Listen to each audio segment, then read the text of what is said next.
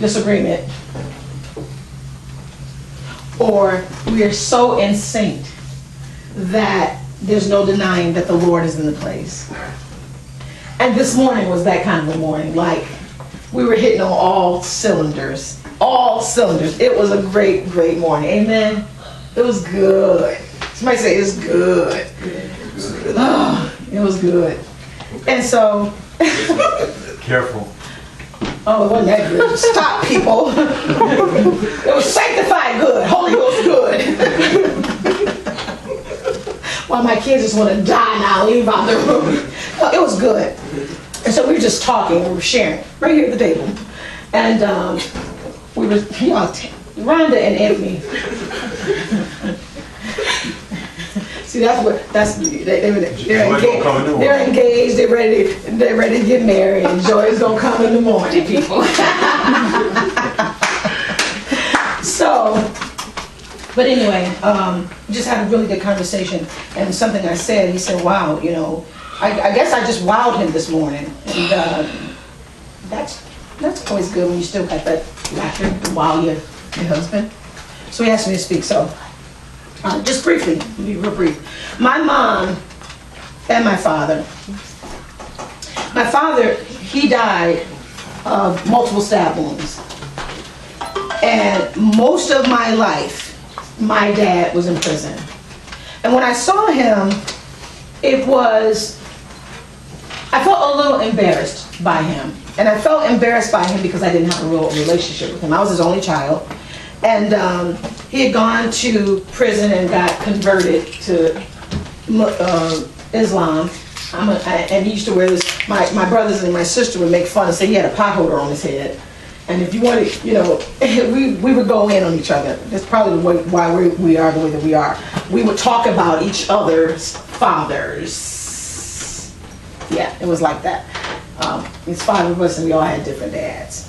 But it's funny. Despite that, we are so connected because we all had one thing in common, and that was our mom. But so my dad, he spent a lot of time in prison, and I would go to see him. I remember being 5 years old, going to see him at Jackson Prison, and they, you know, you go in, you go through. I saw the cells and everything. You come out, and there's a picnic table and whatever. And there are other people's families outside visiting. And I really didn't know what that was. I'm a child. I just knew my dad was incarcerated. I knew he was in jail, and I didn't know until I got older why he was in jail. And then my dad was released. He was in there about 8-10 years, but he was released. And for the first time in my life, at 17, my dad came to live with us. And I did not understand that. I did not understand that because I didn't know him. And he tried to pick up where he left off as a dad. And I'm thinking, where did you ever start? And so I was fit to be tied. I was a force to be reckoned with. I had siblings. My youngest sibling wanted to call him dad. And I was like, no, you can't call him dad. That's my dad. That's the first thing. The second thing was, I wanted to own him to my siblings, but I didn't want to own him to anybody else. I needed something clearly. I needed something that I did not have, that he did not give me. And so as a result, much later, I had Marcellus, and I had Marcellus. My dad was killed, and he was killed at a time where we had connected. And I knew where he lived, and we would talk, because once he lived with us, he and my mom, for whatever reason, it didn't obviously work, so he ended up leaving and moving around the corner where we were. And I always resented it. I resented the fact that they wanted to be with each other so much that my mom didn't hold him accountable to parent me. That's how I felt. I don't know what that was, but I felt like you guys want to be with each other, but I'm lacking a father. Anyway, he was killed. And I found out that he was killed 2 weeks after he was buried. My uncle came to me, and he came and gave me a picture and an obituary, which my name wasn't even spelled correctly on it. And he gave me a waiver to sign because they were trying to sue the hospital, and they didn't know, because I was a smart girl, because I'm my mother's child, that I could read very, very well. So when you give me a formal waiver saying I won't pursue anything, they were trying to pursue suing on my dad's behalf, but he has a child, so anybody who could sue, proceeds would go to that child. So I said, I'm not signing to that, you know. But the bottom line is, I didn't see him. He died, he was buried, I got an obituary. My mom, she unfortunately, because I love my mom, and her lifestyle doesn't reflect and how we grew up, just how much I loved her. But she died, she was an alcoholic and a drug addict most of my life. And I hate saying it like that because my kids don't know my mom like that. They know my mom as grandma. But I know my mom, even in death, I always knew that my mom would die of a drug overdose. I knew that as a child. I knew that. So it was not surprising to me that when I got the phone call that my mom had passed, that she had died of a drug overdose. But it did hurt me because I thought I was prepared for it. I thought I knew, and you think you're prepared for news, and you're not. I didn't know that it would be the devastating blow that it was. So when I go to the doctor's office, they'll say, you know, they'll take your medical history and they'll say, okay, is there any history of this, any history of that, whatever. Okay, well, how did your father die? Multiple stab wounds. Okay, well, how did your mom die? Drug overdose. And both elicit the same responses from people. Both are like, how gruesome that is. Both are like, wow, you know, what kind of childhood did you have? And I've always felt like I had to overcompensate for some things because that picture does not match this person that's right here. You think when you see that picture that those two individuals who died that kind of way, who lived a certain kind of life that brought that kind of demise to them, their children are gangbangers. Their children are drug addicts themselves. Their children are alcoholics. Their children are abusers of some sort. Their children are incarcerated. Boy, their girls are topless dancers or prostitutes. That's what you think when you see that. You get in your head, oh, there's no way that this union could produce anything good. And yet, a decision was made for me long before I ever existed. A decision was made on my behalf long before I was even brought into the scene. Now, I will say this. No, there's no way you can come through a fire and not at least smell and reek of smoke. So, of course, coming through that, I have had a smoky life, but I've never been burned. The Lord has preserved me from being burned. And so, I say, and I have said for a very long time, I'm an eagle. I say that there's things about me that just, I believe, is destined for greatness. Not because I'm great, but because just like Jesus was sent, Mary and Joseph went somewhere to preserve the unborn child because Herod had an edict that he was going to kill. In efforts to get to that seed, he's going to kill every firstborn son just to make sure that Jesus does not make it through. He tried to do some things well before many of our existence to make sure we didn't get through. And yet, here we are, still standing. But none of who I am matches it. And if I told you, and I will not, the kinds of things in my childhood, I can't say I grew up in foster care. I grew up in foster care, was in foster care for 3 years, and was reconnected back to my mom. I can tell you that in my entire lifetime, and I'm 49 years old, that there's 3 years of my life that I can truly say I ever experienced what joy and happiness was. But that everything else prior to that has literally been unbearable things that no child should ever have to experience. I can tell you that I've experienced the love of a great grandmother who absolutely I adore, who gave me those blessed 3 years. But that a mother and a grandmother who were all also alive, and a great-great-grandmother who allowed me to make it into the foster care system along with my other 4 siblings.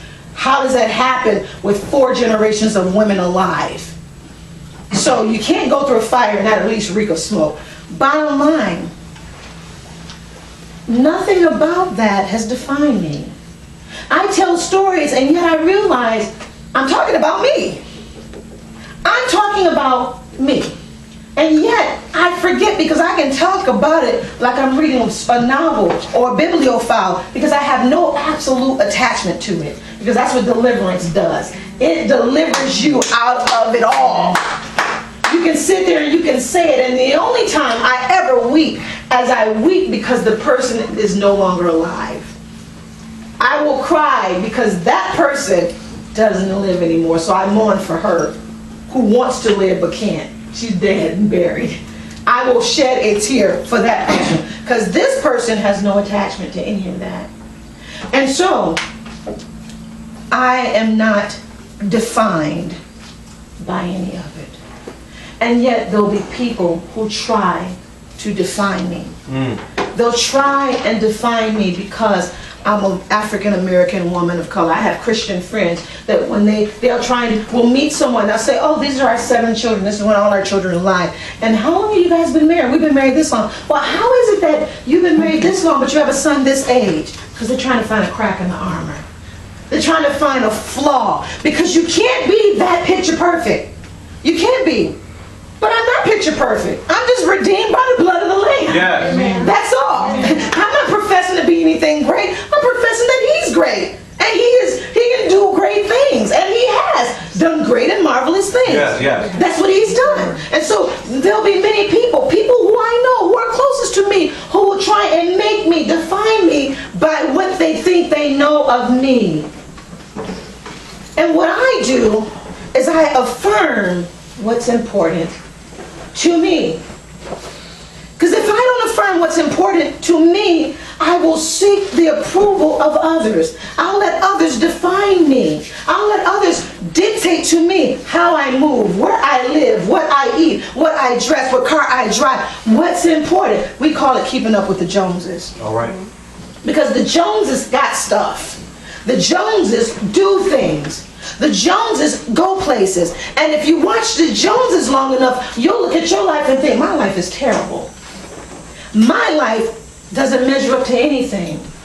But truly, when you think about it, is what the Joneses do, where they go, where they shop, what they have, is that important to you? And for me, I guarantee you, I've had a month and a half to experience being with the Joneses. I've been with the Joneses. I've seen what they do. I've dined with the Joneses. And I've come up with one thing. I think of Sept when he says, I look at the prosperity of the wicked and my foot almost slipped. I almost became ungrateful for my own life because of what the Joneses have. Because of what the Joneses do. Because of how quickly the Joneses can write a check. It almost caused my own foot to slip. Because it caused me to look at my own life and say, I haven't done this. I don't have this. I will beat up my own self. I'll tell myself I'll never amount to anything. Forget what anybody else will tell me. I will begin to internalize this for myself. So I watched the Joneses and I realized at the end of the day, I'm not defined by where I've come from. I'm not defined by what I have. I'm not defined by what I do. I'm not defined by how long my legs are, how well my wardrobe is, how much I make people laugh. I'm defined by what God says. Yes. I am what He says I am. Come on. I am what He says I am. And if I don't understand that, I'll do what the Joneses do. I'll aspire to be a Jones. I'll change my name to Jones. I'll look like the Jones. I'll walk around thinking greatly of myself like the Jones. And also like the Jones, I'll be headed to a place of destruction. So it comes down to this. Knowing who you are. Not just whose you are, but knowing who you are. And then understanding what is important to you. And this is what I said to my husband. I realized some things about me. Having spent time with the Joneses, I know what's important to me. And because I understand, or I'm beginning to understand what's important to me, I govern my actions by that. I don't allow what's important to other people to govern my actions. Especially when it's what other people think of me. Because at the end of the day, this is the skin that I'm in, and I answer to one person. And he's gonna be the one, he's the just judge, and he's gonna be the one to hold me accountable and say, this is what you've done. And he's gonna be the one to say, I have this book, and let's see if your name is in it. He's gonna be the one. And the Joneses will be nowhere around. Amen? Amen. That's it. In the name of our pastor.